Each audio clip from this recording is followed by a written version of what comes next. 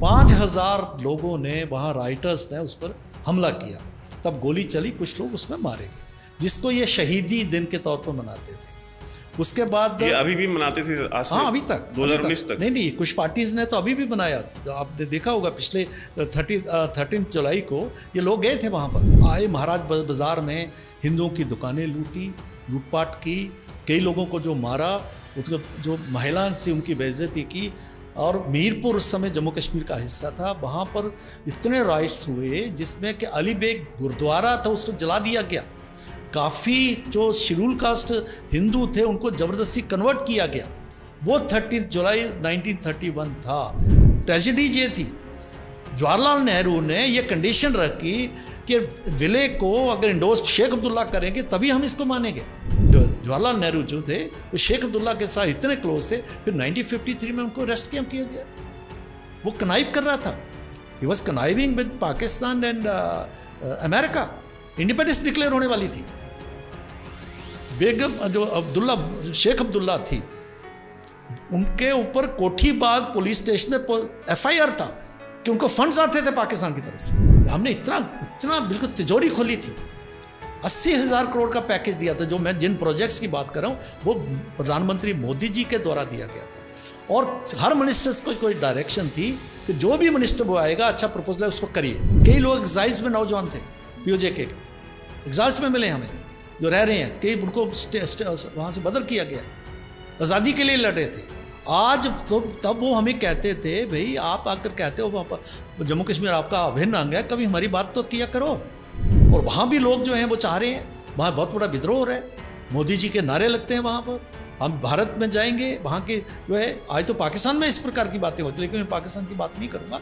लेकिन POJK जो भारत का अभिन्न अंग है, इलीगली उसको ऑक्यूपाई किया गया है, उसको वापस लेना है, डिप्लोमेटिकली नहीं से तो मिलिट्री भी ऑप्शन हो सकता है। इस प्रकार का हमारी सरकार जो सीधा सीधा मैसेज दे रही है। और इन्होंने इतना ब्लैकमेल किया है, भारत को ब्लैकमेल करते हुए, और पूरी दुनिया में क्या मैसेज दिया? जम्मू कश्मीर यानी कश्मीर, कश्मीर यानी मुस्लिम, मुस्लिम्स में कौन सा? सुन्नी मुस्लिम। और सुन्नी मुस्लिम में भी, सुन्नी मुस्लिम में जम्मू कश्मीर में बहुत से सुन्नी मुस्लिम्स हैं, कश्मीरी, वो भी कश्मीरी जो अशरफी है। हाँ, अशरफी है। और उसमें से 2 परिवार 72 साल में उन्होंने पूरी डिबेट इसके इर्द गिर्द रखी। 1947 में मेरे इन लॉज जो थे वो पुलंदरी तहसील है, POJK में पड़ती है, वहाँ 35 लोग उनके मारे गए थे। जब वो शुरू हुआ, जब देखा भी अभी हम अपने आप को बचा नहीं सकते, उन लोगों ने अपनी औरतों को खुद जो है उन्होंने कहा उनको काटा। एक आदमी बच के आया था। जम्मू ने इतनी कुर्बानियां दी हैं लोगों ने। कोई घर आपको मिलेगा नहीं जिसका रिश्तेदार जो अपना घर का वहां शहीद नहीं हुआ है। जम्मू की बात कौन करता? नेशनलिस्ट की कौन बात करता? हमारे साथ बहुत धोखा हुआ है महबूब जी। ये तो शुक्र है कि केंद्र में भारतीय जनता पार्टी के नरेंद्र भाई मोदी की सरकार आई है और थोड़ा लोगों को जो है फैक्ट सामने आ रहे हैं। ये तो बहुत, और 42,000 लाशें ऐसे नहीं गिरी हैं। जम्मू के डोगरों का बहुत बड़ा खून है उसमें। हमने जो बहा है, हमने नेशनलिज्म के लिए बहा है, कुर्बानियां दी हैं हमने। जय हिंद दोस्तों, आप देख रहे हैं डिफेंसिव ऑफेंस। अगर वीडियो पसंद आए तो वीडियो को लाइक जरूर कीजिएगा और चैनल को सब्सक्राइब कीजिए और बेल आइकन दबाना बिल्कुल मत भूलिए। And if you want to support us please check the pinned comment. Thank you. जय हिंद दोस्तों, आप देख रहे हैं डिफेंसिव ऑफेंस और मैं हूं वैभव। आज हमारे साथ एक बहुत ही स्पेशल गेस्ट हैं आज के हमारे पॉडकास्ट के लिए, doctor Nirmal Singh ji. Deputy CM रहे हैं जम्मू एंड कश्मीर के और स्पीकर भी रहे हैं JNK असेंबली के, बीजेपी के बहुत सीनियर लीडर हैं। और आज हम इनसे काफ़ी सारी बातें करेंगे। 5 अगस्त भी आ रही है और एनिवर्सरी होगी of abrogation of article 370 and 35A। उसके ऊपर भी सरकार ने क्या खोया है, क्या पाया है, भारतीय जनता पार्टी की जो सोच थी, जो विचारधारा थी उसके पीछे, उसका क्या हासिल है, इसके बारे में बात करेंगे। और भी बहुत सारे इश्यूज बात करेंगे, रेडिकलाइजेशन के ऊपर बात करेंगे, जो इतिहास है जम्मू कश्मीर का जो कि डिस्कस नहीं होता है, जो वास्तविक इतिहास है। हम वो राजनीतिक इतिहास की बात हम कर रहे हैं, उसके ऊपर भी बात करेंगे। बहुत बहुत स्वागत है सर आप। बहुत बहुत धन्यवाद महबूब जी। सर सबसे पहले तो आप बताएं कैसे हैं आप? बस बिल्कुल ठीक हूँ। मौसम कैसा है जम्मू कश्मीर का? हाँ, बहुत अच्छा है। अभी वहाँ बिल्कुल शांति है और मौसम भी है बहुत अच्छा है। आज कश्मीर में बहुत से टूरिस्ट जा रहे हैं। पिछले साल 1 करोड़ और 80 लाख टूरिस्ट आए थे अभी टारगेट है शायद 2 करोड़ टूरिस्ट इस साल जो है इस सीज़न में वहाँ पर जाएंगे। बहुत खुशनुमा मौसम भी है और माहौल भी वैसा ही है जो पहली बार हमें वहाँ ऐसा देखने को मिल रहा है। हम थोड़ा इतिहास में चलते हैं। एक कैरेक्टर का नाम बहुत आता है जब भी हम इतिहास के पन्ने उलटते हैं। जम्मू कश्मीर की जो समस्या शुरू हुई बेसिकली, पाकिस्तान के किरदार, उसके रोल के ऊपर बहुत सारी बातें होती हैं, हम भी बहुत सारी बातें करते हैं, बट एक कैरेक्टर जो है ना उसके ऊपर बिल्कुल डिबेट नहीं होती मीडिया में, सोशल मीडिया पे उसके ऊपर कोई बात नहीं करता, जिसने एक बहुत बड़ा रोल प्ले किया था ऑफ बिहाइंड जो कश्मीर में समस्या शुरू हुई उसके पीछे, शेख अब्दुल्ला। तो शेख अब्दुल्ला को आप किस तरीके से देखते हैं जम्मू कश्मीर के इतिहास में? देखिए, शेख अब्दुल्ला उनका जो इतिहास शुरू होता है 1930 से शुरू होता है। वो मुस्लिम अलीगढ़ मुस्लिम यूनिवर्सिटी में एमएससी कर रहे थे, तब नेशनल मूवमेंट चल रहा था। तो जब वो वापस गए तो वहाँ जाके उन्होंने एक रीडिंग रूम पार्टी बनाई और कुछ लोग जो थे जो बाद में उनके साथी बने, उसमें वो भी पढ़ते थे। तो वो एक स्टडी सर्कल सा था जिसमें उन्होंने सारी बातें वो डिस्कस करते थे, कई इश्यूज़ को डिस्कस करते थे। फिर उसके आधार पर उन्होंने all Jammu and Kashmir Muslim conference बनाई। कॉन्फ्रेंस के द्वारा उन्होंने जो पहला जो पॉलिटिकल मुद्दा लिया वो कम्प्लीटली जो है मुस्लिम जो है सेंट्रिक मुद्दे थे। वहाँ के जामा मस्जिद थी, पत्थर मस्जिद के इश्यूज़ थे, मुस्लिम्स को जो नौकरियाँ देने की बात थी, इस प्रकार से। तो पहले ये जो इनका जो बाद में नेशनल कॉन्फ्रेंस बनी, पहले वो मुस्लिम कॉन्फ्रेंस के तौर पर जो है वो कॉन्फ्रेंस बनी। और उन्होंने लिया क्योंकि महाराजा हरी सिंह उस समय के महाराजा थे जो कि जम्मू के रहने वाले थे और डोगरा राजपूत थे। तो उनका जो है उनका राज था उस समय। ठीक है, फिर एक उन्होंने डेमोक्रेटाइजेशन के लिए फाइट करना और वो एक किस्म का था, लेकिन उसका जो बेसिक जो उनका था वो मुस्लिम ओरिएंटेड था, मुस्लिम सेंट्रिक था, जिसके कारण आगे 1931 में बहुत ज़्यादा वहाँ राइट्स हुए। एक जब जो मूवमेंट चल रहा था तो पंजाब से एक अब्दुल कादर नाम का एक व्यक्ति था, पंजाबी मुस्लिम था, वो किसी इंग्लिश आर्मी अफसर के साथ कश्मीर में गया था। तो उस मूवमेंट में उसने भाषण दिया और महाराजा के जो है उसके तरफ इशारा करते हुए इसको ढा दो, इसको ये करो वो करो। उसके बाद उसको पकड़ा गया, उस पर केस चला और 13 जुलाई जिसको छुट्टी डिक्लेयर होती थी 5 अगस्त से पहले, 13 जुलाई 1931 में उस पर केस चल रहा था, अदालत में केस चल रहा था। लेकिन बाहर वो केस नहीं चल पाया क्योंकि जिस प्रकार से आज पत्थरबाजी होती थी तब भी पत्थरबाजी होती थी। तो वहाँ से फिर को जज के हुक्म से वो जो है जेल में, सेंट्रल जेल कश्मीर में श्रीनगर में शिफ्ट किया गया। 5000 लोगों ने वहाँ राइटर्स ने उस पर हमला किया, तब गोली चली, कुछ लोग उसमें मारे गए, जिसको ये शहीदी दिन के तौर पर मनाते थे। उसके बाद ये अभी भी मनाते थे आज से? हाँ, अभी तक 2019 तक। नहीं, कुछ पार्टीज़ ने तो अभी भी बनाया। आपने देखा होगा पिछले 13 जुलाई को ये लोग गए थे वहाँ पर, जिसके लिए उन्होंने बड़ा हुअल्ला किया कि हम जाना चाहते थे वहाँ पर, हम जो है जाके सिजदा करना, जो भी करना चाहते थे, वो इस प्रकार की बात की। तो ये 5 अगस्त के बाद वो छुट्टी जो है उनको ख़त्म की गई है। तो मैं जो बताना चाहता था कि इनकी जो मूवमेंट थी शेख अब्दुल्ला ने शुरू की, बेसिकली उसका आधार जो है कम्युनल आधार था और एंटी जम्मू, एंटी महाराजा, एंटी हिंदू लगभग था। तो ये उसकी शुरुआत है। उसके बाद मैं आपको बताऊं वैभव जी कि उसके कारण वो आए, महाराज बाज़ार में हिंदुओं की दुकानें लूटी, लूटपाट की, कई लोगों को जो मारा, उसको जो महिला से उनकी बेइज्जती की। और मीरपुर उस समय जम्मू कश्मीर का हिस्सा था, वहाँ पर इतने राइट्स हुए जिसमें कि अली बेग गुरुद्वारा था उसको जला दिया गया। काफ़ी जो शेड्यूल कास्ट हिंदू थे उनको ज़बरदस्ती कन्वर्ट किया गया। वो 13 जुलाई 1931 था वो जो, जिसके कारण जो उसको जो आज तक उसी को एक सिंबल के तौर पर, एक शहीदी दिन के तौर पर ये मनाते थे। जो कि जब भी वहाँ छुट्टी होती थी तो जम्मू के लोग चुप करके अपने घर में बैठते थे। कभी भी इस प्रकार की बात है भाई, ये कम्युनल आधार के ऊपर जो कम्युनल राइटर्स के जो है आप उनको बनाते हो, इस प्रकार की बात। तो ये इसका बैकग्राउंड था शेख अब्दुल्ला साहब का। अल्टीमेटली वो उनका अंग्रेज़ों के साथ, क्योंकि अंग्रेज़ जो थे, ब्रिटिश थे, उनका गिलगित में, क्योंकि Gilgit was the meeting point of 3 biggest powers. उस समय जो था कम्युनिस्ट रशिया था, इधर मूव कर रहा था, ब्रिटिश इंडियन एम्पायर था, चाइनीज़ एम्पायर था और अफगानिस्तान था, वो मीटिंग पॉइंट था। तो जो कम्युनिस्ट रशिया था, उनकी एक्सपेंशन हमारे दक्षिण की भारत की तरफ हो रहे थे, ब्रिटिश वहाँ पर एक फ्री हैंड चाहते थे, तो वो दबाव डाल रहे थे महाराजा हरी सिंह के ऊपर कि हमें उसको लीज पर दे दो गिलगित को, वो नहीं मान रहे थे। महाराजा हरी सिंह ने यूनियन जैक जो था जहाँ कश्मीर में, उसको हटा दिया था। वो ना जब गए वहाँ पर जो रेजिडेंसी में देखा तो उन्होंने कहा भी ये कहाँ लगता है, ज़मीन पर लगता है या बिल्डिंग पर लगता है? उन्होंने कहा ये बिल्डिंग पर होना चाहिए, ज़मीन पर नहीं होना चाहिए। उसने हटाओ इसको। और अंग्रेज़ जो थे बहुत नाराज़ थे, बहुत नाराज़ थे उनसे। इस कारण से शेख अब्दुल्ला, क्योंकि वो एंटी महाराजा था, शेख अब्दुल्ला के को उन्होंने यूज़ किया और अल्टीमेटली 1935 में कश्मीर 60 साल के उनको जो है लीज पर मिल गया। एक मैं आपको यहाँ पे इंटरप्ट कर रहा हूँ, लेकिन हमको तो ये हमेशा से ये बताया गया है कि महाराजा जो है वो इंडिपेंडेंट रहना चाहते थे, वो इंडिया के साथ नहीं जाना चाहते थे। और हम अगर देखें तो राउंड टेबल कॉन्फ्रेंस जो लंदन में हुई 1930s में, उसमें भारत की इंडिपेंडेंस का जो रेजोल्यूशन था वो महाराजा ने मूव किया था। हाँ बिल्कुल बिल्कुल। देखिए 1931 थी, जिससे प्रिंसेस थे, तब कांग्रेस ने उसमें पार्टिसिपेट नहीं किया था। जब ये प्रश्न आया कि इनका प्रिंसेस का क्या होगा, राजाओं का क्या, तो महाराजा हरी सिंह ने ये कहा था कि आप हमें कॉमनवेल्थ ऑफ नेशंस में डोमिनेंट स्टेटस दीजिए, हम लोगों के सेवक बन के जो है हम उनकी सेवा करेंगे। तो ये था जो पहला जो इंडिपेंडेंस की बात जो है 30 में, अभी जो पहला रेजोल्यूशन जो है पास आया था कांग्रेस का, उस वक्त की बात है ये। तो महाराजा वैसे थे और इंडिपेंडेंट रहना चाहते थे, कोई ऐसा एविडेंस नहीं है।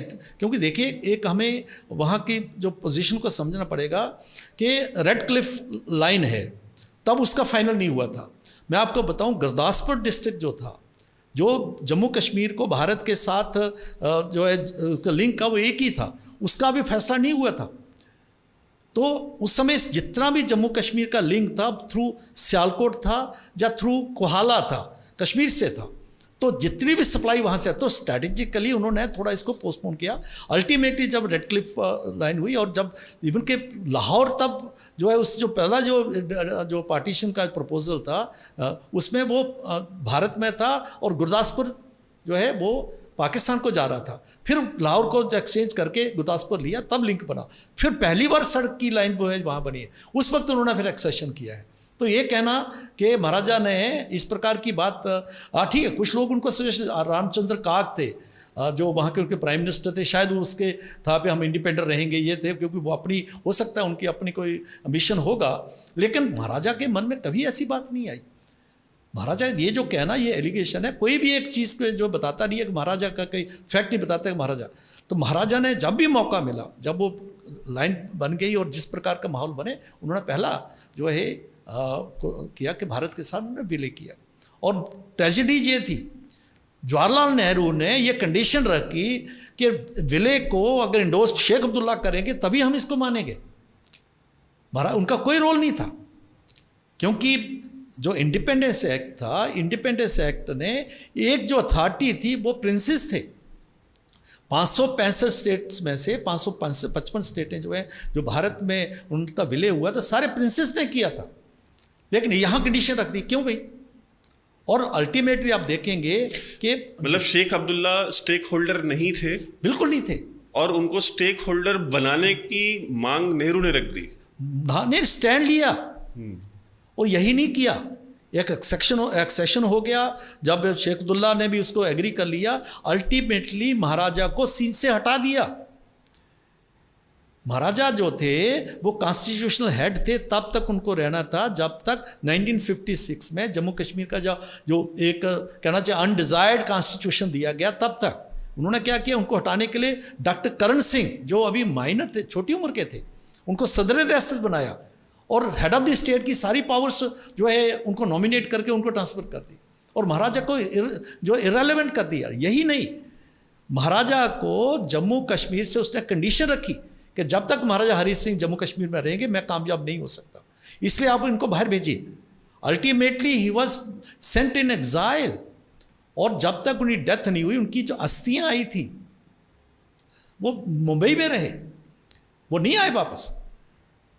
तो ये इतना बड़ा, और देखिए इसमें जो जिसके पास ये सिर्फ हक था, जो नेशनल लेवल पर, इंटरनेशनल लेवल पर हम नेगोशिएट कर सकते थे, maharaja, he was the sole authority.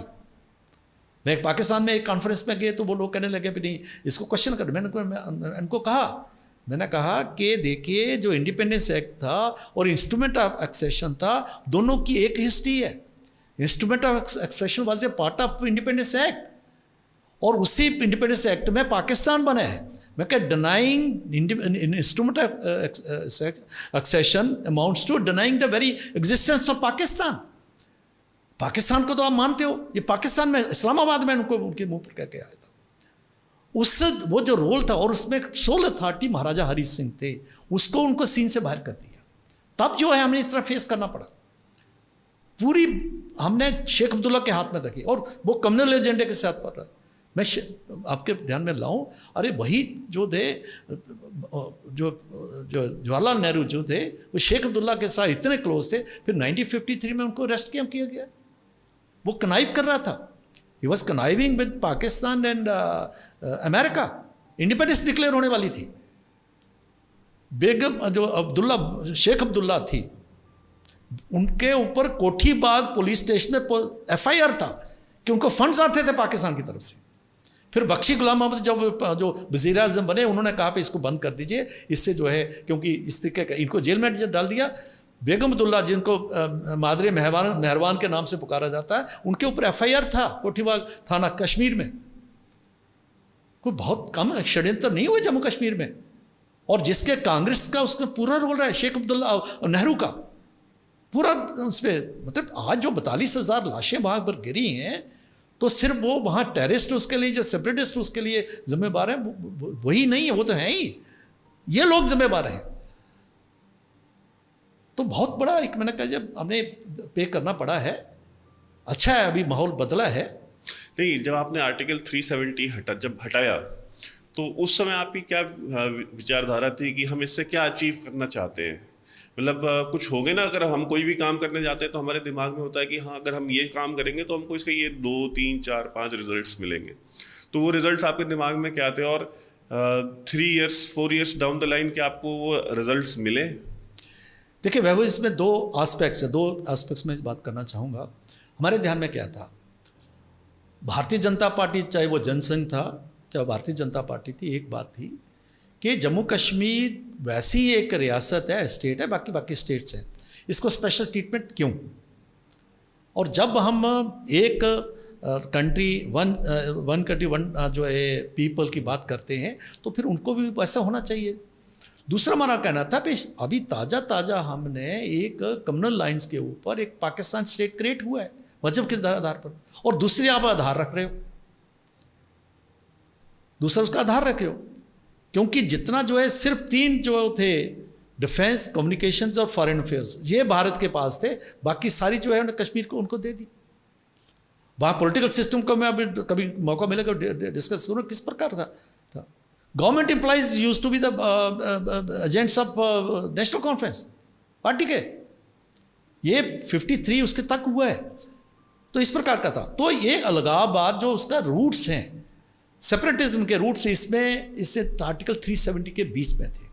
तो ये पॉलिटिकल वर्कर्स को सरकारी नौकरियां दी गई या सरकारी नौकरी करने वालों को पॉलिटिकल वर्कर बनाया गया? दोनों बातें थी। दोनों थी। और जो मैं आपको बताऊं, देखिए इसका जो साइकोलॉजिकल था, मैसेज क्या था, कश्मीर को लगता था दो I am in India but I am not 100% Indian, I am special. तो मैं स्पेशल हूँ, इसका मतलब है कि मैं पाकिस्तान जा सकता हूँ। जब यूएनओ भी चल गए, उसका और हमने कर दिया, आज़ादी मुझे मिल सकती है, और अटॉनमी तो है ही है। तब तो महबूबा जैसे लोग और ये लोग, फारूकतुल्लाह वैसे रोज कहते थे, हाँ इसको हाथ लगाया जिस्म नहीं चलेंगे, हाथ नहीं चलेंगे, जिस्म जल जाएंगे। इस प्रकार की थ्रेटनिंग होती थी, और ये टेम्परेरी था। और नेहरू जी ने कहा था घिसते घिसते घिस जाएगा। उसने जो बहुत बड़ा, सबसे बड़ा नुकसान इसका ये था कि इसने साइकोलॉजिकल, एक मनोवैज्ञानिक एक बीज था, उसको बोया।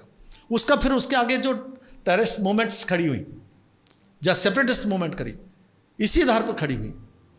दूसरा, इसने इकोनॉमिकली भारत की जो मेन स्ट्रीम इकोनॉमी है उससे लग रखा। आज जम्मू कश्मीर में कोई प्राइवेट सेक्टर नहीं है। एक मिल थी जो चनाब टेक्सटाइल मिल, शेख अब्दुल्ला की मेहरबानी से वो कठुआ में लगी। आज 8,000 से ज़्यादा नौकरियां वो देती है। उसके अलावा कोई प्राइवेट सेक्टर नहीं है। पूरा डिपेंडेंस कुछ सरकारी नौकरियों पर होगी, वो भी पुलिस और जो सिक्योरिटी रिलेटेड जो एजेंसीज हैं, जिसके अनएम्प्लॉयमेंट की जो चलाते हैं पे नहीं है, तो उसका कोई फॉरेन जो बाहर से इन्वेस्टमेंट नहीं आता था। लैंड लॉज ऐसे थे। आर्टिकल 335A जो होता है, एक प्रेसिडेंशियल ऑर्डर को, एक ऑर्डर हुआ पहली उसमें इंक्लूड किया, उसके बाद उसको कॉन्स्टिट्यूशन से हटा दिया गया। जितनी भी कॉपी कहीं आपको मिलेगा नहीं, आप भी बड़े रिसर्चर हैं वैभव जी, ढूंढिए उस समय 35A को जब जो है 2015 के बाद इसकी चर्चा शुरू हुई है, कई लोगों ने निकाला, तब लोगों के ध्यान में आया 35A भी कोई है जो लैंड लॉज को, सारे राइट्स को जो है करता था। वहाँ पर जो लोग थे, जैसे वेस्ट पाकिस्तानी रिफ्यूजीज थे, 3 पीढ़ियों से वहाँ रह रहे, कोई हक नहीं था उनको। वाल्मीकि थे, शेख अब्दुल्ला ने उनको, जो बेचारे शेड्यूल कास्ट थे, उनको जो है वहाँ से लाके सफाई के लिए लाया। सफाई कर्मचारी के अलावा उनको कोई नौकरी नहीं मिलती थी। जो सफाई कर्मचारी कश्मीर वैली में नहीं थे? नहीं, कश्मीर में जम्मू में नहीं थे। वहाँ के लोग तो ज़्यादा काम नहीं करते थे, जो मेले का काम नहीं करते थे, वो पंजाब से लाए गए। लेकिन वो सफाई का उनका नौकरी मिल जाती थी म्यूनसिपैलिटी में कहीं, उसके बाद नहीं, कितने भी पढ़े लिखे जाए, डॉक्टर वगैरह जो कोई भी नहीं मिलती थी। गुरखास थे, जिन्होंने जम्मू कश्मीर के लिए महाराजा के वक्त जो है काफ़ी काम किया था सुरक्षा के लिए, उनको कोई हक नहीं थे। ऐसे ही जो थे, मतलब ये वो लोग थे।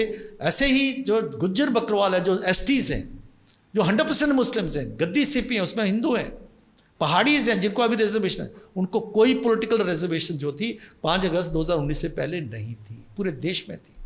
जिनको वो क्लेम करते हैं कि गुज्जर बकरवाल की बड़ी बातें करते थे, नहीं थी, पहली बार मिला है। तो इस प्रकार की कई बातें हैं, बड़ी डिटेल्स, बड़ा इस पर मतलब घंटों इस पर बहस हो सकते थे, इसके क्या कारण थे। तो हमने कहा कि इस प्रकार की इसको जो है इसको ख़त्म करके, अभी जो 3 साल में जो हुआ है, देखिए आज कोई पत्थरबाजी नहीं है। पहले 42,000 लाशें गिरी हैं वहाँ पर। मैं तो कहता हूँ कि जो कश्मीरी टेररिस्ट भी बने नौजवान, वो भी उसके भी बनाने में इन्हीं का जिम्मेवारी थी।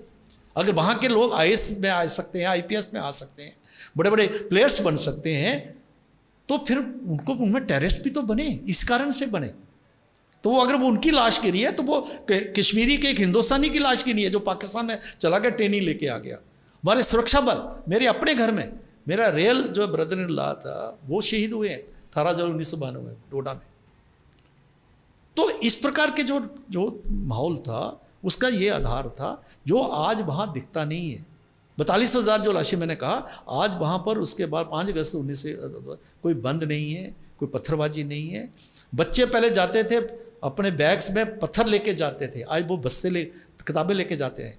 आज जो है पीछे जो अभी निकली है, क्या नाम है इसकी, जो सिविल सर्विसेज की, मैक्सिमम लोग जम्मू कश्मीर के आए हैं। टैलेंट में कोई कमी नहीं है, सब कुछ है, लेकिन उनकी दिशा गलत थी।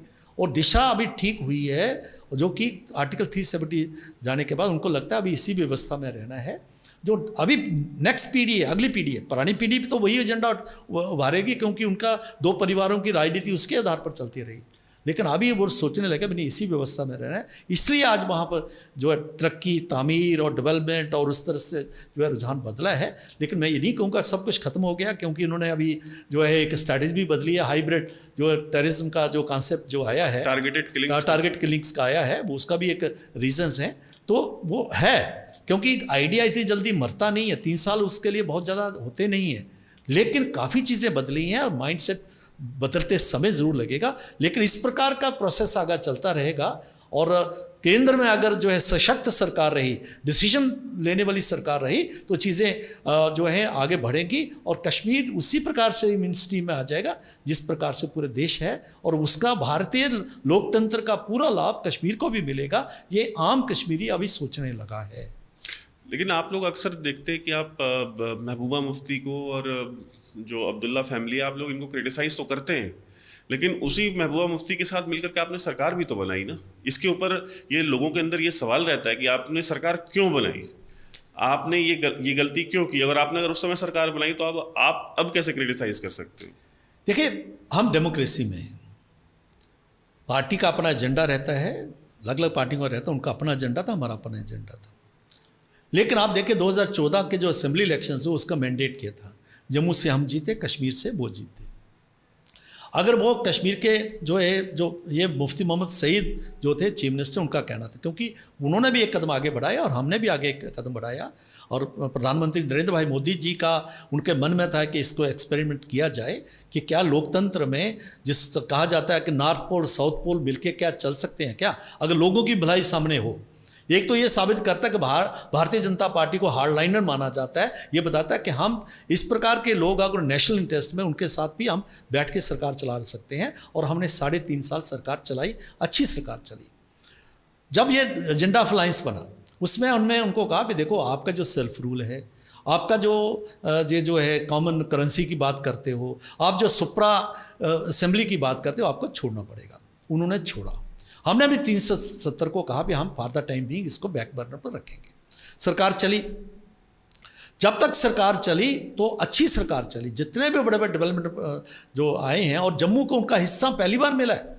IIM, IIT, एम्स, बड़े बड़े नेशनल हाईवेज, एक्सप्रेस हाईवे, ये उसी वक्त का आया है। टूरिज्म में बहुत सी डेवलपमेंट हुई। तो ये हमने कश्मीर को पहले कभी सभी कश्मीर को जाता था, जम्मू को और लद्दाख को मिला। तो ये अच्छा, लेकिन अल्टीमेटली क्या हुआ कि देखिए कि PDP रसाना में केस हुआ था, आपको याद होगा कि एक गुज्जर मुस्लिम लड़की थी, छोटी माइनर थी, और उसके मर्डर हुआ, रेप हुआ, एलिगेशन था कि उसका रेप हुआ, मार दिया गया है। और जो आरोप जो था हिंदुओं के ऊपर, हिंदू नौजवानों पर था, कठुआ में, हीरानगर जी। उसके बाद जो है टर्निंग पॉइंट आया। टर्निंग पॉइंट में जब आया, हमने बड़ी कोशिश की तो इसको भी एक हीनियस क्राइम हुआ तो उसी लॉ के मुताबिक लिया जाए, लेकिन PDP ने उसको कम्युनलाइज किया। उनको लगा कि शायद हम मुस्लिम वोट जो है उसको अपने पोलराइज कर सकते हैं। तो बड़ी समझाने के बावजूद भी मेरी कई बार बात हुई, दिल्ली से भी राजनाथ जी ने कई बार बात की, महबूबा मानी नहीं। अल्टीमेट वो टर्निंग पॉइंट था। जब टर्निंग पॉइंट था तो एक मेरा मानना है कि प्रधानमंत्री जी, उनके मन में आया भाई यार, हमने इतना बिल्कुल तिजोरी खोली थी, 80,000 करोड़ का पैकेज दिया था। जो मैं जिन प्रोजेक्ट्स की बात कर रहा हूँ वो प्रधानमंत्री मोदी जी के द्वारा दिया गया था, और हर मिनिस्टर्स को कोई डायरेक्शन थी कि जो भी मिनिस्टर वो आएगा, अच्छा प्रपोजल है उसको करिए। और हमें कई बार हम नाराज़गी करते थे, देखो आप PDP के लोगों दे तो हमारे थ्रू दो ना पॉलिटिकल, लेकिन उन्होंने कहा नहीं, अगर हमने आगे चलना है और ये जो कश्मीर को एक अगर डेवलपमेंट पर लाना है, अगर कश्मीर को टेररिज्म से सेपरेटिज्म से अलग करना है तो डेवलपमेंट देनी पड़ेगी, इस पर अच्छी गवर्नेंस देनी पड़ेगी, ये मुद्दा था। लेकिन जब रसाना हो गया उसके बाद ये देखा भी नहीं अभी चलेगा नहीं, तब जो है हमने जो है विड्रॉ किया। तो इसके पीछे इतिहास है। जब भी हमने अलायंस किया हमने ईमानदारी से ऊपर चले, और मैं कहता हूँ काफ़ी अगर उस पर चर्चा की जाए, काफ़ी अचीवमेंट्स जो हैं भारतीय जनता पार्टी के मिनिस्टर्स के द्वारा, MLAs के द्वारा थी। अच्छा, और मैं दावे से आपके कह रहा हूँ भाई, एक भी ऐसा मुद्दा जिसमें कि भारतीय जनता पार्टी ने नेशनलिज्म के ऊपर, जहाँ जम्मू और लद्दाख के जहाँ डिप्राइव जो लोग थे उनके ऊपर जो कंसीड किया हो, मैं चैलेंज करता हूँ। मैं डिप्टी CM था, और एक मैं कहता हूँ मैं अपनी राजनीति छोड़ दूंगा अगर चर्चा हो, आपको एक बताए तो इस प्रकार का हमने दिया। उनकी ओथ टेकिंग सेरेमनी में तो ये मुद्दा उठा ना कि जो ये कि आप लोग एक जो नारा था कि दो निज़ाम दो निशान नहीं चलेंगे, तो वो 2 झंडे तो उस टेबल पर लगे थे आखिरकार, जिसमें प्रधानमंत्री मोदी और मुफ्ती मोहम्मद सईद बैठे थे। तो आपने उस समय ऑब्जेक्ट क्यों नहीं किया कि ये भारत के साथ एक कश्मीर का झंडा क्यों लगा है? देखिए, बिल्कुल आपने सही प्रश्न किया है। देखिए, एक ऐसा है कि जो एक हमारा मुद्दा था, हमारा जो हमारे इसमें मैनिफेस्टो में था, एजेंडे पर था, लेकिन एक था कॉन्स्टिट्यूशन, उसको कॉन्स्टिट्यूशनल सैंक्शन था। और क्योंकि हम लॉ में, रूल ऑफ लॉ में विश्वास कर, हमें बड़ा कष्ट होता था, हमें 2 झंडे लाने पड़ते। प्रधानमंत्री जी ने तो नहीं लगाया, प्रधानमंत्री जी तो नहीं लगाते, प्रधानमंत्री को तिरंगा झंडा ही होता है, लेकिन हमें लगाना पड़ता था। और आपको याद होगा कि जब ये हटा, जब ये आर्टिकल 3 से, क्योंकि एक हमारा एग्रीमेंट हुआ था, और हमने कहा कि फॉर द टाइम बीइंग इसको बैक बर्नर पर रखेंगे। जब बैक बर्नर रखा है तो हम ईमानदारी से हम आगे बढ़े गवर्नेंस को लेके, तब तक हमें अपने झंडे लगाने पड़े। अगर हम नहीं लगाते तो भी वो एक मैसेज जाता पे नहीं जी कि ये रूल ऑफ लॉ में विश्वास नहीं करते हैं। और आपको याद होगा मैं स्पीकर था, और जब ये जो है आर्टिकल 370 एब्रोगेट हो गया, जब सारी खत्म हो गई, मैं पहला व्यक्ति था जिसने वो झंडे को उतारा था, और उसके बाद एक बहुत बड़ा मैसेज गया था। तो हम जो है दिल से नहीं लगाते थे, हमें कष्ट होता था, जिसके लिए डॉक्टर श्यामा प्रसाद मुखर्जी को हमने वहाँ पर कुर्बान किया था। ऐसे प्रजा परिषद के कई शहीद वहाँ पर हुए थे, लेकिन क्योंकि कॉन्स्टिट्यूशन में गलती से या 370 के कारण वो एग्जिस्ट करता था, उस समय जो नेहरू और एग्रीमेंट जो हुआ था 1950 उसके कारण जो एग्जिस्ट करता था, तो इसलिए हम, क्योंकि हम कॉन्स्टिट्यूशन से बंधे थे, इसलिए हमें लगाना पड़ा। और जिस दिन हटा उस दिन पहले हम थे, हमने हटाया, और आज वो जो है इतिहास बन चुका है। आज वहाँ कोई संविधान नहीं है, क्योंकि उसी अलग संविधान के तहत तो इलेक्शन होते थे। आपने देखा होगा जो 2014 के इलेक्शंस हुए, वहाँ जो है वो उसी संविधान के तहत हुए, उसी संविधान के तहत सारी बातें हुई। तो अगर हम एक तरफ हम सरकार बनाने जा रहे हैं, एक तरफ हम जो है इस प्रकार की बात करते हैं, तो वो लोग ही हमें क्वेश्चन करते हैं, भाई ठीक है, कैसे हो सकता है? इसका मतलब है आप जो लॉ को जो है उसको आप वायलेट कर रहे हो। लेकिन जब हटा तो हमने उसको, जब मौका मिला, भारतीय जनता पार्टी ने उसको हटा के दिखा दिया, और जो हमारा मेन एजेंडा था, जो है डिकेज से उसको हमने पूरा किया। नहीं तो अगर हम ये कहते हैं तो पिछले 3 साल में कहाँ कौन सी बड़ी इंडस्ट्री गई जम्मू एंड कश्मीर? आप कहते हैं कि उससे पहले 370 एंड 35A की वजह से नहीं जा पा रही थी, तो 2019 के बाद आप हमें बता सकते हैं कि कितनी इन्वेस्टमेंट गई है, कितनी सारी इंडस्ट्रीज आई हैं, या कोई प्राइवेट सेक्टर ने कोई वहाँ इन्वेस्ट किया? बेचारा एक मजदूर जाता है बिहार से उठ करके, उसको टारगेटेड किलिंग में गोली मार देते हैं, उनको सुरक्षा हम प्रोवाइड कर नहीं पा रहे। तो हम लार्ज स्केल पे हम जब बात करते हैं कि नहीं यहाँ पे मतलब एक फैक्ट्रियाँ लगेंगी, और जब जाहिर सी बात है जब फैक्ट्री लगेगी तो सारे JNK एक्सक्लूसिव फैक्ट्री तो नहीं लगेगी, कहीं भी फैक्ट्री लगती है मेजॉरिटी लोकल ही आती है, बट 15-20-30% लोग बाहर से भी आते हैं, क्योंकि एक लोकेशन में हर तरह की मैन पावर नहीं रहती। मतलब जितने इंजीनियर चाहिए होंगे उतने इंजीनियर जरूरी नहीं कि पूरे जम्मू एंड कश्मीर में हो। तो आप मुझे कुछ बता सकते हैं, कुछ फिगर की हाँ मतलब हाँ ये चेंज हुआ है, हमारे ये इन्वेस्टमेंट आई है? जी देखिए, ऐसा है कि बहुत बड़ा फोकस जो है जम्मू कश्मीर सरकार का जो है बाहर से इन्वेस्टमेंट लाने का है। और अभी पीछे अमित भाई शाह हमारे गृह मंत्री आए थे, 500 करोड़ के कई फैक्ट्रीज ने MOU भी साइन हुए हैं, और अभी एग्जैक्ट फिगर मेरे पास नहीं है, लेकिन बहुत ज़्यादा इन्वेस्टमेंट जो है थाउजेंड्स ऑफ करोड़ इन्वेस्टमेंट आ रहा है। उसके लिए क्या है कि लैंड लॉज बदले हैं। अभी मैंने जैसे कहा कि ये जो है चनाब टेक्सटाइल है, जो शेख अब्दुल्ला जी ने खास मेहरबानी करके उसको अलाउ किया था, 8000 की जो है एम्प्लॉयमेंट देती है। उसके बाद कोई नहीं आया।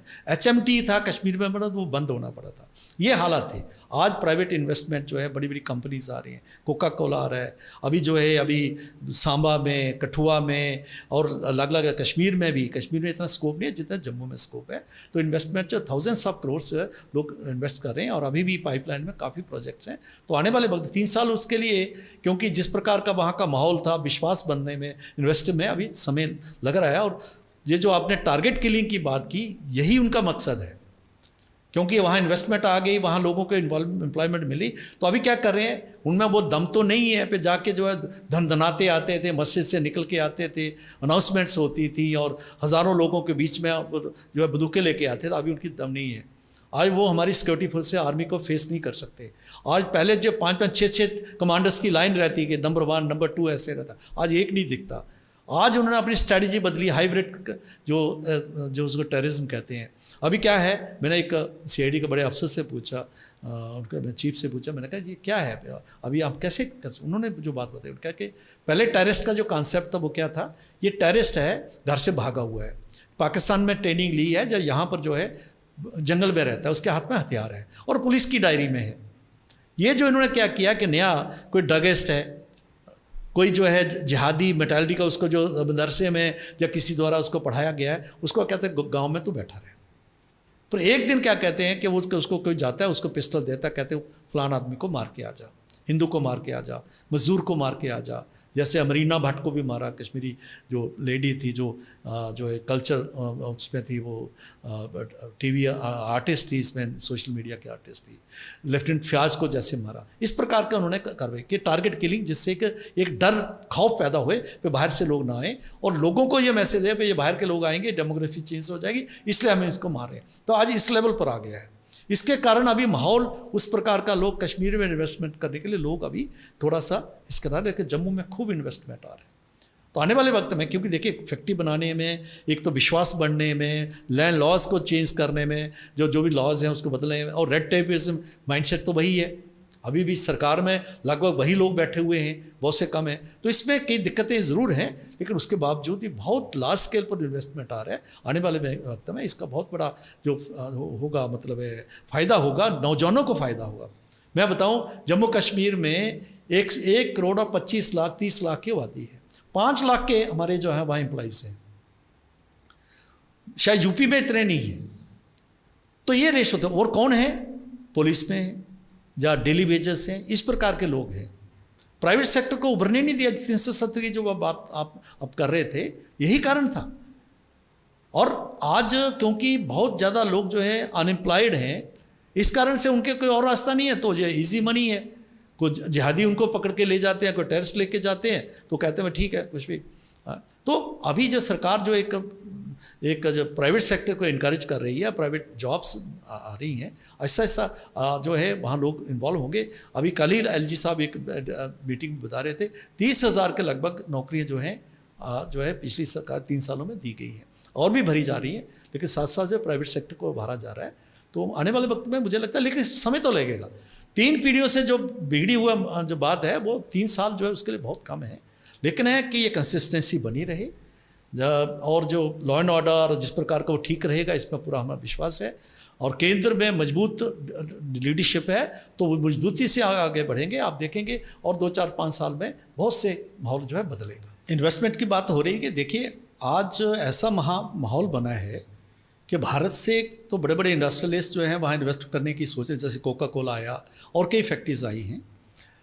इसके अलावा बाहर से भी, मिडल ईस्ट से, कतर से, दुबई से कई प्रकार के लोग हैं। और यहाँ से सरकार ने जाके वहाँ पर कई कॉन्फ्रेंसेस भी की हैं। LG खुद वहाँ पर गए थे।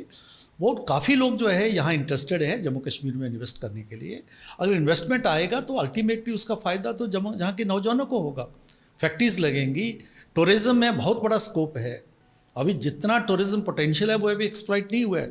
लोग बहुत इंटरेस्ट, जब हम सरकार में थे तभी ड्राई पोर्ट की बात चल रही थी, तो लेकिन हम कर नहीं पाए क्योंकि माहौल ऐसा था। लेकिन आज माहौल बना है, और मुझे लगता है कि एक जम्मू कश्मीर के नौजवान के लिए एक बहुत बड़ा एक फ्यूचर है। हम जो जाके पूरे दुनिया में घूमते हैं, भारत में जाके हम जो छोटी मोटी नौकरी लेते हैं, तो वहाँ पर जो है लोगों को वहाँ मिलेगी। और वहाँ पर टेक्निकल एजुकेशन के ऊपर भी सरकार फोकस कर रही है कि टेक्निकल हैंड्स वहीं से मिलें। तो इस मतलब फ्यूचर में तो बहुत एक अच्छा होने वाला है। ये पूरा एक विश्वास बना है। नहीं, जितना विश्वास आपको है, इतना विश्वास एक श्रीमान जी हैं जिनको आपने गवर्नर बनाया था जम्मू एंड कश्मीर का, सत्यपाल मलिक जी, उनको, वो तो बिल्कुल 180 डिग्री अपोजिट सोच रहे हैं। और वो कोई कांग्रेस के नेता नहीं है। आपने इनको गवर्नर बनाया था, और वो कहते हैं कि भाई पुलवामा भी जो था, वो पुलवामा के ऊपर सवालिया निशान उठाते हैं। वो कहते हैं कि जब आप एयरलिफ्ट कर सकते थे तो फिर आपने वहाँ पे बस में क्यों भेजा लोगों को। और प्लस उन्होंने ये तक कह दिया कि वो जो बंदा था जिसने सुसाइड ब्लास्ट किया, आदिल अहमद डार, बोलते हैं कि वो तो जो है वो तो 10-15 दिन से वहाँ घूम रहा था, तो फिर ये क्या सरकार क्या कर रही थी। तो इनको तो पता होना चाहिए था कि वो 12 दिन से ID लेके घूम रहा है। अच्छा, मैं जो जितनी मेरी समझ है VVIDs की, मैं कहूँ कि 15 दिन VVIDs लेके कोई नहीं घूमता, बट ये उनका आर्गूमेंट है। तो आप मुझे ये बताइए कि वो इतने ऑप्टिमिस्टिक नहीं है, और उनके भी जो क्वेश्चंस हैं वो बिल्कुल ऑपोजिशन को बड़े पसंद आ रहे हैं, और जो नेसेयर्स हैं वो उस पर एग्री करते हैं, because he is trying to make some sense out of his arguments. देखिए वैभव जी, सत्यपाल मलिक जी वो गवर्नर रहे हैं, और उनके समय में ही बहुत बड़े फैसले, और आपने बनाया था। हाँ बिल्कुल, मैं मानता हूँ, और मैं उनकी इज्जत भी बहुत करता हूँ, क्योंकि हमारे साथ बड़े अच्छे उनके रिलेशंस रहे, बहुत अच्छे रिलेशंस रहे हैं। लेकिन उनका ये स्टेटमेंट एक बार भी जो है वो, और वो क्लेम करते हैं कि मैं बेबाक बोलता और सुनता रहता हूँ, दिल्ली से कब फ़ोन आएगा, ये कहने के लिए वो खुद कहते हैं, जो केवल कैमरे पर उन्होंने मीडिया में कहा है। लेकिन उस समय अगर इस प्रकार के इतने बोल्ड थे तो ये बात तब उनके जहन में क्यों नहीं आई, एक तो प्रश्न ये है। और तब भी नहीं आई जब उनको जो बाहर कई जगह उनको मणिपुर भेजा गया या गोवा में पहले भेजा गया, तब भी वो बोले नहीं। ठीक है, तब तो उनको लगता तब नहीं, यार मेरी बात चल नहीं रही है, और मुझे ऐसे क्रूशियल टाइम पर मुझे गवर्नर बनाया गया, और जैसे वो क्लेम करते मैं बहुत अच्छा किया हूँ। जब उनको लगा कि ये थोड़ी कमियाँ हैं, तो जब उनको ऑफर दिया गया बड़ी स्टेट से छोटी स्टेट में जाने का दिया तो उन्होंने रिफ्यूज़ करना चाहिए था, नहीं किया। तो ये अपने में एक संकेत करता है कि जो वो प्रश्न उठा रहे हैं वो कितने सही है। और जब वो कहते हैं कि ये ढूंढ रहा था, अरे भाई होम मिनिस्ट्री तो आपके पास थी, सीआईडी आपके पास थी, और यूनिफाइड कमांड जो होती है उसमें आईबी, रॉ जो है, सीआईडी, सिक्योरिटी फोर्सेस के सारे लोग बैठ के वो चर्चा करते हैं और सारी बातें गवर्नर साहब के ध्यान जहन में रहती है। मैं डिप्टी सीएम था, मेरे ध्यान में कई बार बातें रहती थी, काफ़ी रहती है। ठीक है, होम मिनिस्ट्री हमारे पास नहीं थी, लेकिन यूनिफाइड कमांड में खुल के बात होती थी। तब क्या बात आपके ध्यान में नहीं आई? और आज वो ब्लेम जो है क्योंकि आप बाहर हैं तो आप जो है दिल्ली के ऊपर फेंकोगे। हाँ, दिल्ली उसमें जो है सिक्योरिटी रीज़न से जहाँ वहाँ इनपुट्स के कारण ठीक है वो जिम्मेवारी बनती थी और बहुत बड़ा हमने नुकसान भी हुआ, वो बात यहाँ तक सही है। लेकिन उसके लिए सिर्फ जो है एजेंसी जो केंद्र की एजेंसी से जिम्मेवार हैं और स्टेट का कोई रोल नहीं था, ये बात मुझे समझ नहीं आती है। तो उनका हो सकता कोई नाराज़गी और हो जिसके कारण वो इस प्रकार की बात उठा रहे हैं। जागे आगे का उनका जो है भविष्य के बारे में वो कोई सोच रहे होंगे कि मेरा क्या रोल, पॉलिटिकल रोल बना। बेसिकली है तो पॉलिटिकल आदमी ना, तो इसलिए क्या सोच रहे मुझे मालूम नहीं। इससे ज़्यादा मैं उनके बारे में कुछ नहीं कहूँगा। दूसरा ये मैं कहूँगा, देखिए, क्योंकि आज जो टेररिज्म है या जिहाद है, एक पैरेलल जो है एक सिस्टम है, वो टेक्नोलॉजिकली और बाकी जो कई बार जो है स्टेट के भी आगे निकलते हैं, क्योंकि और जिसके पीछे एक स्टेट पूरा पाकिस्तान जैसा बैठा हो, जिसका एक ही काम है, खुद बर्बाद हो जाएंगे लेकिन भारत को सुख शांति से नहीं जीतने पड़े। कई बार वो कामयाब थे, जैसे अभी मुंबई में बम ब्लास्ट हुए जिस प्रकार का था, तो ठीक है वो चीज़ें जो है उनको कई बार जो चोर होता है, बदमाश होता है, उसको मौका मिल जाता है। 1000 अटैम्प्ट करेगा, एक आधा अटैम्प्ट वो जो है कामयाब होता है। वर्ल्ड ट्रेड सेंटर हमारे सामने, अमेरिका जैसा, क्योंकि हम देखते हैं कि पूरे first world war, second world war, इसमें अमेरिका को कोई टच नहीं कर सका, क्योंकि बॉर्डर्स जहाँ लड़ाई लड़ी गई उससे कई दूर थे, लेकिन वर्ल्ड ट्रेड सेंटर को भी गिराया गया। कितना बड़ा उस समय लगा था भी फेलियर है। लेकिन कहना चाहिए कि इस प्रकार से कोई भी फुल प्रूफ यह है कि कोई मैजिक बैंड रहता है किसी के हाथ में, ये पॉसिबल नहीं होता। कई बार जो है इस प्रकार के शरारती तत्व जो हैं जो कामयाब होते हैं तो वो उनको कामयाबी मिली है, लेकिन उस समय की सरकार जिसके वो हेड थे उसकी भी उतनी ही जिम्मेवारी थी। तो इस प्रकार इसको इशू बनाना जो है मुझे लगता है कि वो मतलब सही नहीं था। अच्छा, आप खुद एक राजनेता हैं, एक राजनेता के तौर पे आप किस तरीके से इस चीज़ को सपोर्ट कर सकते हैं कि वहाँ पे इलेक्शंस नहीं हो रहे? बिकॉज पॉलिटिक्स की भी तो अपनी एक पूरी इकोनॉमी है ना, कि राजनीतिक कार्यकर्ता हैं जो कोई काम नहीं करते, वो सिर्फ राजनीति करते हैं। वो बूथ लेवल पे जाते हैं, वो लोगों को मोटिवेट करते हैं, घरों से निकालते हैं। पन्ना प्रमुख हमारे होम मिनिस्टर साहब बड़ा मतलब वो कहते हैं ना कि एम्फसाइज करते हैं पन्ना प्रमुख के ऊपर। वो पन्ना प्रमुखों से बहुत मिलते हैं अगर कहीं वो चुनाव प्रभारी हो जाते हैं तो अगर वो पन्ना प्रमुख जो था, वो जो कार्यकर्ता थे, वो मैं सिर्फ पीडीपी या एनसी की बातें करूँ, आपके खुद भाजपा के भी तो होंगे ना, तो वो क्या कर रहे हैं पिछले 3 साल से? उनका घर कैसे चल रहा है? उनका रोजगार क्या, उनके परिवार का क्या? और सबसे बड़ी चीज़ क्या है कि लोकतंत्र का क्या? जो वोटिंग राइट्स हैं, वो वोटिंग राइट्स वहाँ जम्मू कश्मीर के लोगों को कब मिलेंगे? वो कब उनके जो घर की और मोहल्ले की जो समस्या है, जैसे अगर आज मेरे मोहल्ले में कोई मुझे प्रॉब्लम हो जाए या सीवर जाम हो जाए, तो जो भी मेरा लोकल कॉर्पोरेटर होगा मैं जाके पकड़ लूँगा उसको कि यार मेरे घर के सामने जो ये प्रॉब्लम हो रही है चल रही, ठीक करा के दो। या मुझे थाने जाना है तो हर एक इंसान जो एक आम इंसान होता है वो पुलिस स्टेशन नहीं जा सकता, उसको डर लगता है। एक आम आदमी कोई दुर्भाग्य है इस देश का कि पुलिस को देख के लोग सुरक्षित नहीं महसूस करते, पुलिस को देख के डरते हैं और पुलिस स्टेशन में जाने से पहले डरते हैं। वो एक अपने एरिया का एक कोई पॉलिटिशियन ढूंढते हैं या कोई एक सम्मानित व्यक्ति ढूंढते हैं कि यार आप मुझे ना थाने लेके चलो, मेरा ये काम करवाना है, ये मेरी FIR करवानी है, यार आप मेरे लिए बात कर लेना वहाँ पे। तो आज की डेट में उसके पास ना कोई लोकल कॉर्पोरेटर है, ना MLA है, ना मेंबर ऑफ पार्लियामेंट है जिससे वो अपनी प्रॉब्लम रख सकते हैं। तो आप इस चीज़ को क्यों सपोर्ट करते हैं? मतलब ये मेरा भी सवाल है और ये सवाल बहुत सारे लोगों का, ऑपोजिशन का खास तौर पे, कि यार आप खुद एक पॉलिटिशियन होकर कैसे सपोर्ट करते हो इसको? देखिए वैभव जी, जो डेमोक्रेसी है मल्टी लेयर होती है। जैसे आपने खुद ही कहा, पार्लियामेंट है, असेंबली है, लोकल बॉडीज़ हैं, पंचायती राज है। पंचायती राज में थ्री टायर है, जिस प्रकार से पंचायत से हैं, BDCs हैं, DDCs हैं, असेंबली को छोड़ के सभी के इलेक्शन हुए हैं और टाइम से हुए हैं। और BDC और DDC के इलेक्शन जो थे वो 72 साल के बाद पहली बार हुए हैं। इससे पहले ब्लॉक डेवलपमेंट ऑफिसर्स नहीं थे वहाँ? नहीं हुए। अटल जी जब आए तो 23 साल के बाद इलेक्शंस हुए थे पंचायत के, और अटल जी ने यह कंडीशन रखी कि जो पंचायतों ने पैसा खर्चना है, जहाँ पंचायती राज के द्वारा खर्चना है, उसके लिए जब तक आप यहाँ इलेक्शंस नहीं कराओगे तो आपको जो है वो आम फंड्स यहाँ से रिलीज़ नहीं करेंगे। उन्होंने क्या चालाकी की, तब जो फारूक अब्दुल्ला साहब थे उन्होंने चालाकी की जो है कि पंचायत के इलेक्शंस कराए, BDC और DDC नहीं बनाए और पैसे रिलीज़ करवा लिए। वो जो लोग इकोनॉमी की बात करते थे, एम्पावरमेंट की बात करें जम्मू कश्मीर के, तो उन्होंने भी ग्रास रूट लेवल पर कभी भी जो है इन इंस्टीट्यूशंस के इलेक्शन नहीं कराए। लेकिन आज है नवंबर में पंचायती जो राज इलेक्शंस हुए हैं, और हमारी सरकार जो नहीं चलने का ये भी एक बहुत बड़ा कारण था जिसके ऊपर आप जो प्रश्न किया है। हमने महबूबा जी को कैबिनेट में कई बार ये चर्चा आई कि पंचायती इलेक्शंस करवाने। भारतीय जनता पार्टी के सिवा कोई ऐसा व्यक्ति नहीं था, कोई ऐसी पार्टी नहीं इसको जो सपोर्ट कर रही थी।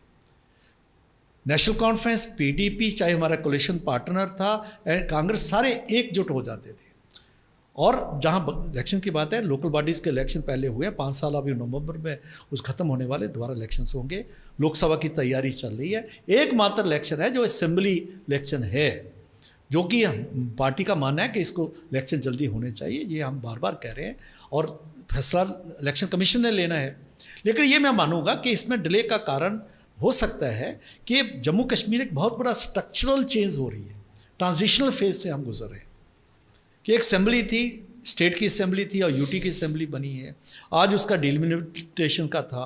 पहले 87 सीट्स थी और उसमें से 4 सीट कश्मीर पाकिस्तान चली गई, लद्दाख में चली, 83 थी, अभी 90 हो गई है। अभी रिजर्वेशन का इशू था, पहाड़ीज़ की रिजर्वेशन था, STs की रिजर्वेशन था, जो आज 72 साल नहीं मिली, उसका इशू था। और जो सारा चल रहा था उसके रहते हुए, और उपयुक्त समय क्या है ताकि कहीं जो है इलेक्शन आने के बाद फिर से वही वो एजेंडा जिस प्रकार से उठाते हैं वो भी शायद इशू होगा।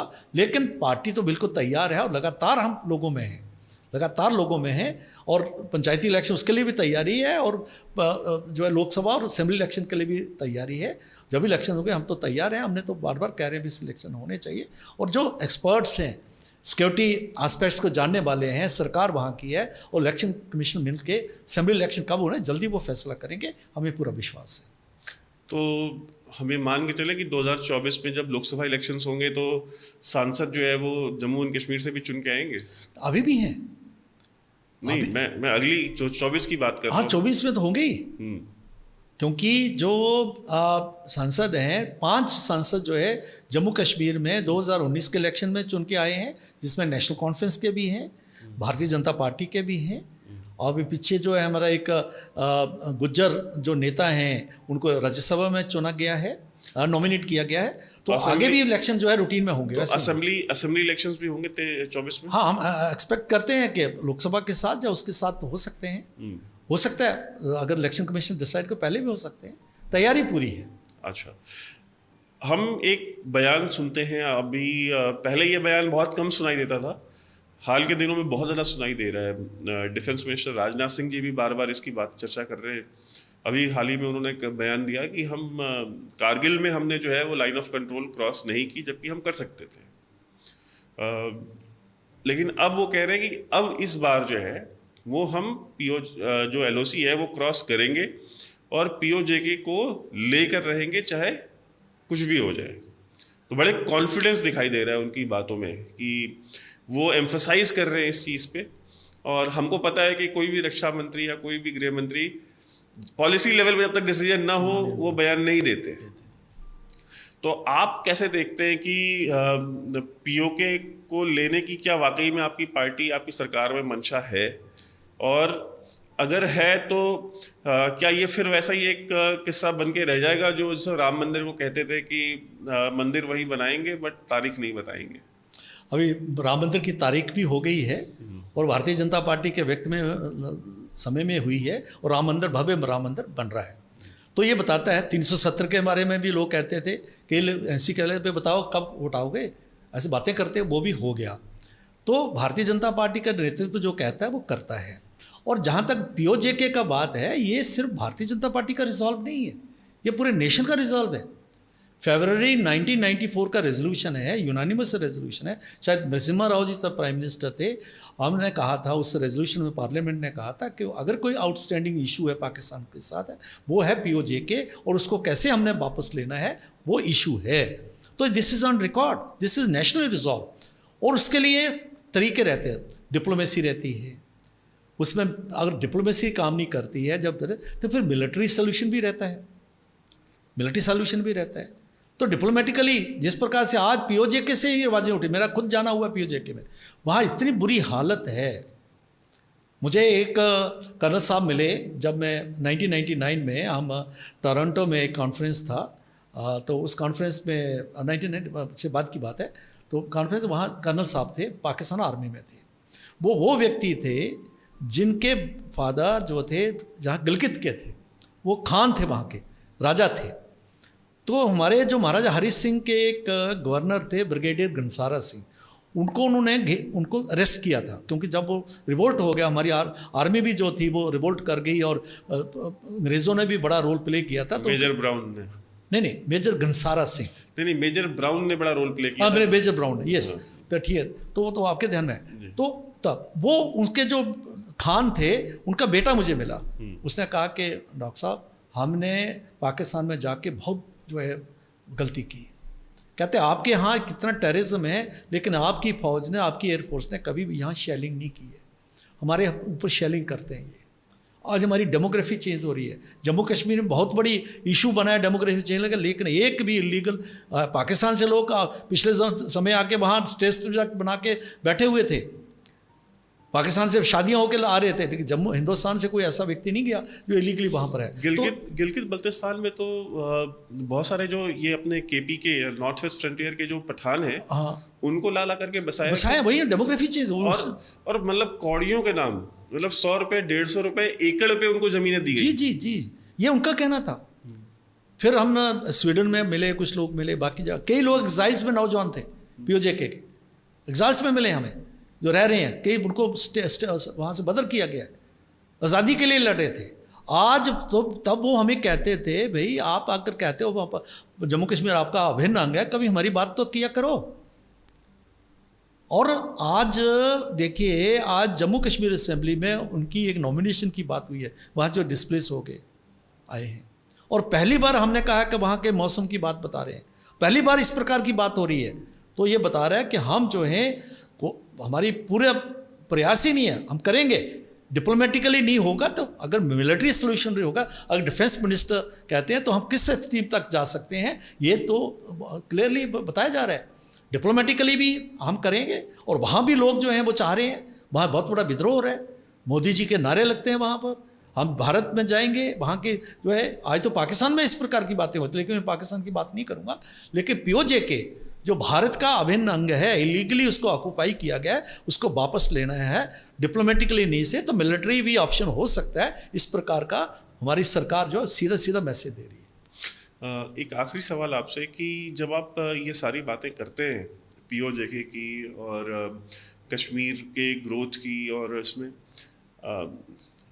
आप चाहें तो इस सवाल को स्किप भी कर सकते हैं, बट जो मुझे बाहर से बैठ के जो मुझे एक चीज़ लगती है कि जम्मू कश्मीर का कोई भी डिस्कशन होता है तो उसमें जो जम्मू रीजन है ना, उसका डिस्कशन बहुत कम होता है, और मेन स्ट्रीम मीडिया में मेरे ख्याल से ना के बराबर होता है। 100 में से शायद कोई एक डिबेट भी नहीं होती, क्योंकि मैंने नहीं सुनी आज तक। I am still to find the debate. पहले भी मैं देखता था, जो 2019 के पहले भी या उसके बाद भी जो डिबेट्स होती हैं बेसिकली, तो उसका जो पैनल फॉर्मेशन होता है, उस पैनल फॉर्मेशन में भी जो जम्मू रीजन का कोई नहीं होता है। उसमें एक ऐसा बंदा होगा जो शायद born and brought up Delhi में है, बट वो भी उस पैनल का हिस्सा होगा। मतलब कोलकाता का रहने वाला कोई पत्रकार उसका डिस्कशन में हिस्सा ले रहा होगा, बट जम्मू रीजन का रिप्रेजेंटेशन नहीं होता है। और कहीं ना कहीं एक जो डोगरा लेगेसी है वो बहुत पीछे रह गई है इस पूरे जम्मू कश्मीर इशू को लेकर के। क्योंकि हम पीओजेके भी तो नया टर्म है ना, पीओजेके भी हमने अब बोलना शुरू किया है पिछले 1.5-2 साल, वो भी भारतीय जनता पार्टी और हमारे संगठन के कारण। हाँ, शुरू किया। पहले पीओके ही होता था। पहले पीओके ही, जम्मू उसमें भी नहीं था। हाँ, जम्मू नहीं था। और जो मुजफ्फराबाद एक वजीर वजारत थी, वो भी कश्मीरी स्पीकिंग नहीं है। कश्मीर नहीं है, वो पूरा जम्मू डोगरा, डोगरा मतलब पंजाबी जाओ, गुजर्स एंड डोगरास डोमिनेटेड है पूरा। और ये मुजफ्फराबाद और ये जो पूरा एरिया, अच्छा इसमें भी लोगों को ये नहीं समझ में आता कि कश्मीर वैली एक्चुअली पाकिस्तान के पास 1 इंच भी नहीं है। नहीं है, कश्मीर वैली पूरी इंडिया में। हाँ, डिवीजन तो जम्मू का हुआ है। एग्जैक्टली। और पूरा मुजफ्फराबाद तहसील जो है, जो पंजाबी स्पीकिंग लगभग था, उनकी अपनी बोली है, वो भी जम्मू और डोगरी लगभग एक जैसी भाषाएं हैं। वो कश्मीरी नहीं समझ सकते। बिल्कुल सही कहा।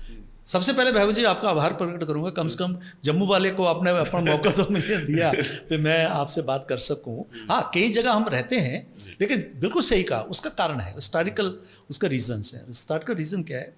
मैं पहली बार जब पागवाश एक 1955 में पीस के लिए उसको नोबेल पीस प्राइज मिला था, उसकी कॉन्फ्रेंसेस में जाने का मौका हुआ। पाकिस्तान भी तब गया और इंटरनेशनल लेवल पर कई बार गया।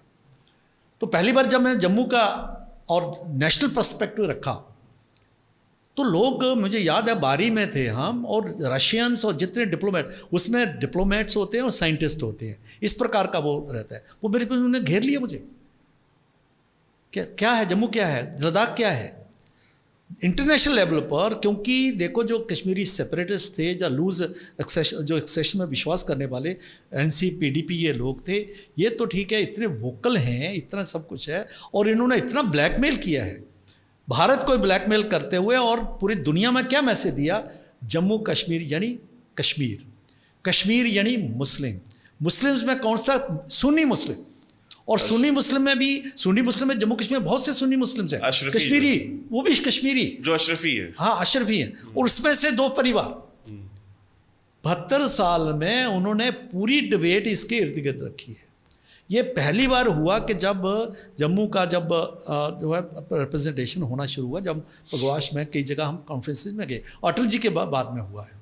और उसके बाद 2008 में जो अमरनाथ आंदोलन चला, पहली बार जो तिरंगा लोगों ने देखा घर का, पहली बार लोगों को लगा नहीं भाई, जम्मू कश्मीर भी भारत का अभिन्न अंग, एक अंग है, यहाँ भी तिरंगा है। लोगों को लगता है ये पाकिस्तानी झंडे चढ़ते हैं यहाँ। तो ये था ये एक।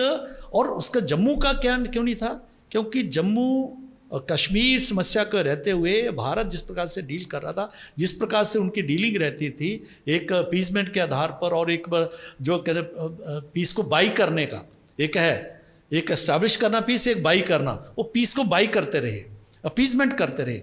पहली बार जो फर्म डिसीजन के बाद आज जम्मू का भी रोल। और मैं बताऊं, टेररिज्म को लड़ने के लिए जम्मू से हमारे जो नौजवान थे, जिसमें बहुत से मेजॉरिटी अफसर जो थे वो मुस्लिम थे, और जम्मू के डोगरों ने जाके वहाँ फाइट किया फ्रंट पर। और यहाँ पे आम लोगों ने, जो SPOs थे, जो BDCs थे, जम्मू के लोगों ने फाइट किया डोडा के पहाड़ों में। लेकिन हम जो है कुर्बानियाँ तो देते रहे। प्रजा परिषद की कुर्बानी से लेकर तिरंगा जो 1953 तक वहाँ झंडा फहराना जो है जुल्म था। 15 अगस्त 1947 को हम आज़ाद हुए थे, नहीं चढ़ता था, परमिट था।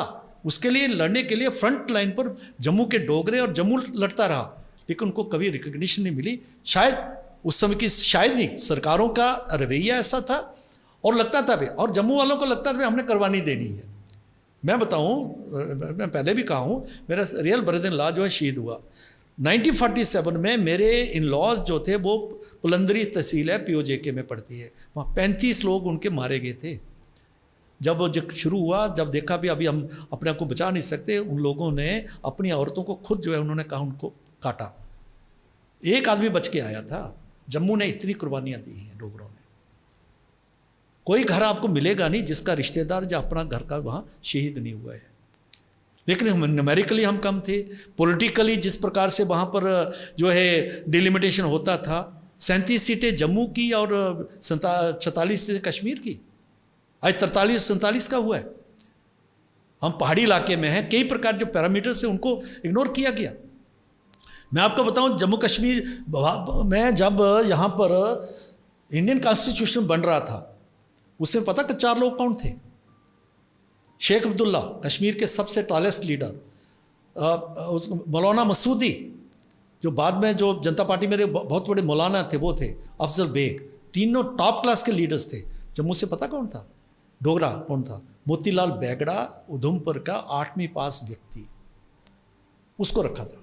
पंडित प्रेरणा डोगरा थे वहाँ, बड़े बड़े लोग थे, ऐसा नहीं थे, उनको नहीं रखा। और नॉमिनेशन करने के लिए राइट किसको था? प्रिंसेस को था। लेकिन जम्मू कश्मीर में शेख अब्दुल्ला को राइट दिया गया। नेहरू ने शेख अब्दुल्ला द्वारा नॉमिनेट जो है ये, क्योंकि उनका पिछलग्गू था इसलिए उसको किया। तो फिर 370 का विरोध कौन करता? जम्मू की बात कौन करता? नेशनलिस्ट की कौन बात करता? हमारे साथ बहुत धोखा हुआ है महबूब जी। ये तो शुक्र है कि केंद्र में भारतीय जनता पार्टी के नरेंद्र भाई मोदी की सरकार आई है और थोड़ा लोगों को जो है फैक्ट सामने आ रहे हैं। नहीं तो बहुत, और 42,000 लाशें ऐसे नहीं गिरी हैं। जम्मू के डोगरों का बहुत बड़ा खून है उसमें। कश्मीर का खून है, वो भी देश के लिए है, लेकिन बहुत ज़्यादा खून वो है जो दूसरी तरफ से, पाकिस्तान की तरफ से जो बहा है और के कारण बहा है। हमने जो बहा है, हमने नेशनलिज्म के लिए बहा है, कुर्बानियाँ दी हैं हमने। और जम्मू में टैलेंट कम है ऐसा नहीं है, लेकिन ये एस्टैब्लिश हो गया कि जम्मू के लोग कुछ जानते नहीं, कुछ नहीं है, इस प्रकार की बात है। लेकिन आहिस्ता आहिस्ता चीज़ें अभी उभर रही हैं। आने वाले वक्त में काफ़ी चीज़ें ठीक होंगी। ये हमें जम्मू कश्मीर के लोगों को, चाहे वो जम्मू के लोग हैं, चाहे कश्मीर के लोग हैं, चाहे हिंदू मुस्लिम सिख ईसाई हैं, उनमें एक विश्वास बना है। और केंद्र में मजबूत सरकार रहे, डिसीजन करने वाली सरकार है। ऐसा नहीं हो 2004 में जैसे हो गया, 10 साल हमने बर्बाद कर दिए और हमने ये कहा कि स्काई इज़ द लिमिट, कहीं भी जाए तो लोगों के हौसले बुलंद हो गए। हमने ये मान लिया शर्मल शेख में कि हाँ बलूचिस्तान में हम भी जो है टेररिज्म को बढ़ावा दे रहे हैं, तो आगे ये भी आ गया था कि नहीं टेररिज्म। मनमोहन सिंह ने शर्मल शेख में एक्सेप्ट किया था। यस, और अब हमने एक्सेप्ट कर लिया वहाँ। और पाकिस्तान में भी अपने आप को टेररिस्ट विक्टिम कहना शुरू हो गया। लेकिन मोदी जी के बाद आए हुए नहीं, वो टेररिस्ट स्टेट है, इसलिए टेररिज्म और टाक साथ साथ नहीं चल सकता। ये पहले फर्म जो पॉलिसी कोशिश उन्होंने बहुत की, जैसे शाह नवाज और दूसरे नवाज शरीफ के घर में चले गए, उन्होंने ओथ सेरेमनी उनको बुलाया। हमने को ऐसा नहीं है अभी लोग कहते हैं बड़े जो हैं एंटी पाकिस्तान हैं, वैसे ऐसा नहीं है। तो ऐसी ये इतिहास है, अभी इतिहास बदल रहा है। लेकिन जम्मू भारत के लोगों का बहुत बड़ा रोल है इसमें। मैं जम्मू कश्मीर की ओर से आपके जो है चैनल के माध्यम से ये मैं अपील करना चाहूँगा कि ये मामला आप क्या फैसला करते हो, हमारे लिए वो जीवन मरने का प्रश्न है। आपके लिए पॉलिटिक्स हो सकती है, आपके लिए जो लोग जो है अपोजिशन के लोग जो जिस प्रकार से कोशिश कर रहे हैं कि किसी भी मोती का हटाया जाए, किस प्रकार से उसका हटाया जाए, सारे लोग जो हैं, चाहे वो खालिस्तानी हैं, चाहे वो सेपरेटिस्ट हैं, चाहे प्रो पाकिस्तान के लोग हैं, चाहे कुछ भी हैं, वो एकजुट हो रहे हैं। लेकिन जम्मू कश्मीर के लोग जो हैं पूरे भारत को देख रहे हैं कि आप जो हैं इस प्रकार की बात मत करिए आम लोगों से, कि जिससे कि हमारे लिए तो सर्वाइवल का है, जो थोड़ा बहुत बचा है और जो हमने चीज़ें जो है अभी लाइन पर आ रही हैं, पटरी पर रेल आ रही है, उसको आगे बढ़े, इसके लिए आपका बहुत बड़ा रोल है। और वही ये कर सकता है जो जिसमें ये दम है, जिसमें ये जैसे निर्णय लेने की क्षमता है, प्रधानमंत्री नरेंद्र भाई मोदी और उनकी सरकार, उसके कारण ही ये पॉजिटिव रिजल्ट्स आ रहे हैं और ये सभी के फेवर में है। आज आम कश्मीरी मुसलमान, आम कश्मीरी नौजवान, उसको होप नज़र आ रही है। जब उसके बंद नहीं होता, उसका दुकानदार का बंद नहीं होता, उसका बच्चा स्कूल में जाता है। अब कई कश्मीर की बच्ची एक बोल रही थी, उनके मोदी हमारे कारण हमें पूरा बच्चे स्कूल जाएंगे, जम्मू में आ रहे थे बोले कश्मीर के बच्चे। कश्मीर के पेरेंट्स जो थे बच्चों को हटा के जम्मू में आके जो हिंदू मेजॉरिटी है वहाँ पढ़ा रहे थे, सारे स्कूल भरे हुए हैं। घर को कौन छोड़ता है, बच्चों को कौन भेजता है? लेकिन उनको था भी इनका फ्यूचर जा तो टेररिस्ट बना देंगे, चाहे जो बंद होगा कहीं पत्थरबाजी में, गोलाबारी में जो आएंगे नहीं आएंगे, इस प्रकार की हालत है। आज वो बदल रहा है, लेकिन बहुत कुछ डिपेंड करेगा आने वाले वक्त में 2024 में भारत की जनता क्या फैसला करती है। और फैसला हमें पूरा विश्वास है, क्योंकि इन टोटलिटी सोच के छोटी छोटी पैटी इश्यूज में ना जाते हुए हम आने वाले वक्त में एक सशक्त सरकार मोदी जी के नेतृत्व में बनाए, यही हमारा अपील होगा। Thank you so much. इसमें एक जाते जाते पहले हम ये सोच नहीं सकते थे कि कश्मीर वैली में भारतीय जनता पार्टी का कोई कश्मीरी मुस्लिम जो है वो कार्यकर्ता हो सकता है। ये सोचना भी हमारे लिए पॉसिबल नहीं था, बिकॉज जो सरपंच होते थे, जो ग्राम प्रधान कहते हैं हमारे यहाँ, उनको भी गोली मार दी जाती थी, जिनका भाजपा से कोई लेना देना नहीं होता था, किसी भी पार्टी से कोई लेना देना नहीं होता था। लेकिन चूंकि वो एक इलेक्टोरल प्रोसेस में हिस्सा लेते थे, इसलिए उनको गोली मार दी जाती थी।